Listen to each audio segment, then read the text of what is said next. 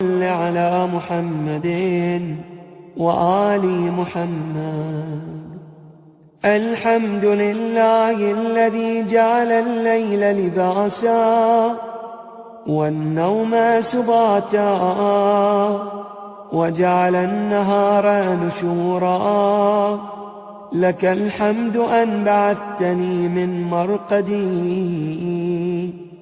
ولو شئت جعلته سرمدا.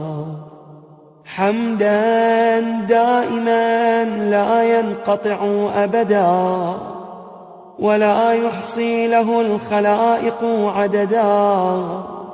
اللهم لك الحمد أن خلقت فسويت وقدرت وقضيت وأمت وأحييت وأمرضت وشفيت وعافيت وأبليت وعلى العرش استويت وعلى الملك احتويت. أدعوك دعاء من ضعفت وسيلته وانقطعت حيلته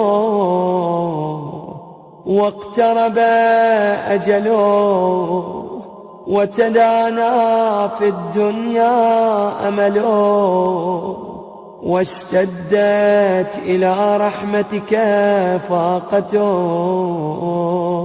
وعظمت لتفريطه حسرته وكثرت زلته وعثرته وخلصت لوجهك توبته.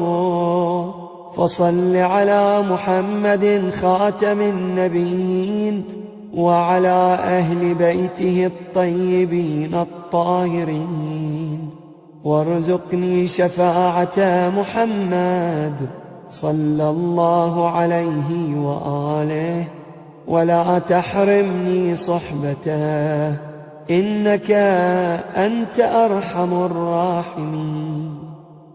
اللهم اقض لي في الأربعاء أربعا.